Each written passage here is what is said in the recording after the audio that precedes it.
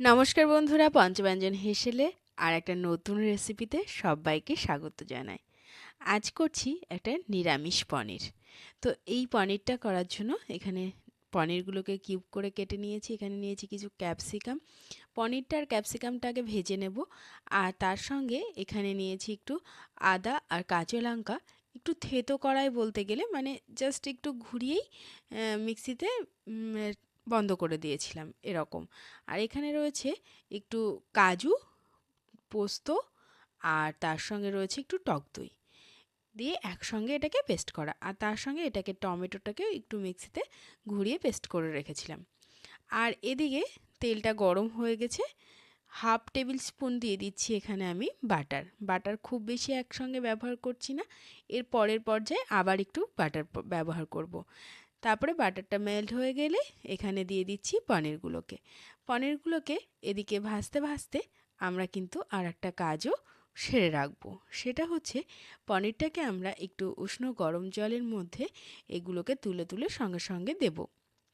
তাতে পনিরটাও কিন্তু ভীষণ সফট হয়ে যায়, আর পনিরের ভিতরে লবণটাও ভীষণ সুন্দরভাবে ঢোকে। তো চলুন, গরম জলটা করা হয়ে গেছে। গরম জলের মধ্যে দিয়ে দিচ্ছি পরিমাণ মতন লবণ। লবণটা পরিমাণের তুলনায় বরং একটু বেশিই দেওয়া মানে দরকার, বেশিই দিয়েছি। কারণ না হলে এই পনিরের ভেতরে যখন লবণটা ঢুকবে তখন কিন্তু কম হয়ে যাবে। আর এই জলটাই কিন্তু আমরা পরে ব্যবহার করব। আর এদিকে একটা পিঠ দেখুন, পনির কিন্তু হয়ে গেছে। আর এই রেসিপিটাতে পনির কিন্তু খুব বেশি ভাজবো না, সিম হিটেই মানে ভাজা চলবে। আর এটার রঙটা ঠিক এরকম একটা যেই একটু কালারটা চেঞ্জ হওয়া হওয়া হবে তখনই কিন্তু উল্টে পাল্টে নিতে হবে। আর দুটো পিঠই কিন্তু এইরকমই কালার হবে, খুব বেশি ভাজা হবে না, একটু সাদা সাদাই থাকবে পনিরের রঙগুলো। তো এইভাবে সবগুলো উল্টে পাল্টে নিচ্ছি। নেওয়ার পরে আর এক পিঠও ঠিক এরকম রং ধরলেই আমরা, দেখুন রংটা কিন্তু ঠিক এরকম থাকতে থাকতে আমরা তুলে ফেলবো। তুলে সঙ্গে সঙ্গে এই পনিরটাকে জলের মধ্যে দিয়ে দেবো, লবণ জলের মধ্যে, লবণ জল, এবং এটা কিন্তু গরম জল। তো এভাবে পনিরগুলোকে তুলে নিয়ে জলের মধ্যে দিয়ে বাকি পনিরগুলো ভেজে নেব। নিয়ে তারপরে কিন্তু আমরা ফিরে আসব। তো এদিকে দেখুন সব পনির ভাজা হয়ে গেছে। আবারও হাফ টিস্পুন মতন দিয়ে দিচ্ছি বাটার। এই বাটারের মধ্যে যখন ক্যাপসিকামটা ভাজা হয় তার গন্ধটা একটা আলাদা হয়। তো সেই কারণে বাটারটাকে একবারে আমরা ব্যবহার করেছিলাম না, দ্বিতীয় ধাপে পনির ভাজার সময় একবার এবং ক্যাপসিকামটা মানে ভেজে নেওয়ার সময় আর একবার। তো ক্যাপসিকামটা একটু ভেজে আমরা তুলে রাখছি। তুলে রেখে তারপরে বাকি রেসিপির বাকি অংশটা করব। এদিকে পনিরটা ভাজা হয়ে গেছিলো, ক্যাপসিকামটাও কিন্তু আমাদের ভাজা হয়ে গেছে। এবার এই তেলেই কিন্তু বাকিটা রান্নাটা করব। এর থেকে বেশি তেলের প্রয়োজন হবে না। আর রান্নাটা কিন্তু পুরোটাই সিম হিটের থেকে মিডিয়াম হিটের মধ্যে কিন্তু থাকবে।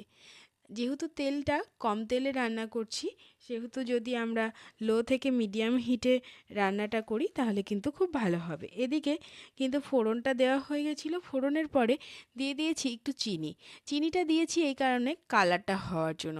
তারপরে দিয়ে দিচ্ছি এখানে লঙ্কা এবং আদা বাটা, আর তার সঙ্গে টমেটো পিউরিটা দেওয়ার পরে খুব ভালো করে নাড়াচাড়া করব এবং ততক্ষণ কষাবো যতক্ষণ না তেলটা ছেড়ে আসছে এবং তার সঙ্গে মশলার কাঁচা গন্ধটাও চলে যাচ্ছে।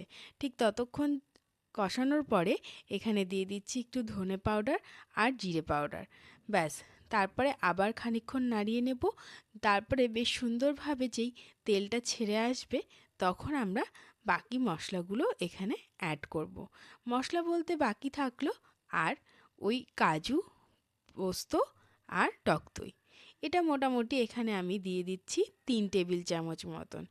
আর জল কিন্তু এখানে যে জলটা পনিরে ব্যবহার করেছিলাম ভেজানোর সময়, সেটাই কিন্তু পুরো রান্নাটাতে ব্যবহার হবে। আর কোনো কিন্তু এক্সট্রা আমরা জল ব্যবহার করব না। এই পনিরের জলটা থেকেই বাটিটাকে ধুয়ে নিচ্ছি এবং নিয়ে সেই জলটা কিন্তু, এই বাটি ধোয়া জলটাও কিন্তু মশলাটা বাকিটা দিয়ে দিলাম। দিয়ে আবার ভালো করে নাড়াবো, কারণ এর মধ্যে যেহেতু রয়েছে কাজু, কাজু দেওয়ার পরে কিন্তু সিম হিটে এবং বেশ অনবরত নাড়তে থাকতে হবে, নাহলে তলায় লেগে যাওয়ার প্রবণতাটা কিন্তু খুব বেশি থাকে। এদিকে দেখুন তেল কিন্তু বেশ সুন্দরভাবে ছেড়ে এসেছে। এবার দিয়ে দিচ্ছি একটু কসুরি মেথি হাতে ঘষে। এটা আপনারা কিন্তু ড্রাই রোস্ট করেও দিতে পারেন, অথবা এটা ড্রাই রোস্ট করাই ছিল আমার, অথবা এমনি নর্মাল কসুরি মেথিটাও কিন্তু আপনারা এখানে ব্যবহার করতে পারেন। তারপর আরেকটু নাড়াচাড়া করে নিয়ে এর মধ্যে দিয়ে দিচ্ছি পনিরগুলো। পনিরগুলো দেওয়ার সময় চেষ্টা করবেন যতটা জল না দিয়ে রান্নার ভেতরে দেওয়া যায় ততটা যেন জলটা কম আসে, তাতে কষানোর সময় বেশ ভালো হবে। তাতে মশলাটাও পনিরের মধ্যে বেশ সুন্দরভাবে যাবে, আর তার সঙ্গে রান্নার সময়টাও কিন্তু অনেকটা কম লাগবে। তো এইভাবে পনিরগুলো আমরা দিয়ে দিলাম, দিয়ে এবার আবার খানিকটা নাড়াচাড়া করে নেব, যাতে পনিরের মধ্যে সুন্দরভাবে মশলাটা ঢুকে যায়। এবার বেশ সুন্দরভাবে নাড়িয়ে নিচ্ছি, কষিয়ে নেব, সুন্দরভাবে মশলাগুলোর সঙ্গে মিক্সড করে নেব। তবে এক্ষেত্রে কিন্তু খুব আলতোভাবে নাড়াচাড়া করতে হবে, কারণ পনিরগুলো যেহেতু খুব হালকা ফ্রাই করা আছে, ভেঙে যাওয়ার সম্ভাবনা থাকবে। তারপরে দিয়ে দিচ্ছি ভেজে রাখা ক্যাপসিকামের টুকরোগুলো। ব্যাস, এবার সুন্দরভাবে আর একবার নাড়াচাড়া করে নিয়ে আমাদের কিন্তু জল দেওয়ার পালা। এই রেসিপিটাকে কিন্তু ভীষণ কম উপকরণ এবং খুব অল্প মশলাতেই কিন্তু খুব সুন্দর, মানে সুস্বাদু হয় এক কথায়। তো এই রেসিপিটা আপনারা একবার হলেও ট্রাই করে দেখবেন, আর ট্রাই করে কেমন লাগলো অবশ্যই জানাবেন। ব্যাস, একটু নাড়াচাড়া করে দিয়ে একটু সিম হিটে রেখে দেবো, আর তারপরে একটু গরম মশলার গুঁড়ো দিয়ে দিচ্ছি। ব্যাস, এই রেসিপির কিন্তু একদম শেষ পর্যায়ে। এবার স্ট্যান্ডিং হিটে খানিকক্ষণের জন্য রেখে দেব, তাহলে কিন্তু তেলটা সুন্দরভাবে ছেড়ে আসবে। এই পর্যায়ে আপনারা চাইলে আরেকবার বাটার দিতে পারেন, আবার না চাইলে নাও দিতে পারেন। তো আজকের রেসিপিটা আপনাদের কেমন লাগলো অবশ্যই জানাবেন। ভালো লাগলে লাইক, শেয়ার, কমেন্ট করতে ভুলবেন না। আর যারা নতুন এসেছেন তারা সাবস্ক্রাইব করে পাশে থাকবেন। পাশে থাকা বেল আইকনটি প্রেস করে রাখবেন, তাহলে যে কোনো নোটিফিকেশন সবথেকে আগে আপনাদের কাছে পৌঁছে যাবে। আজকের মতো এই পর্যন্তই, টাটা।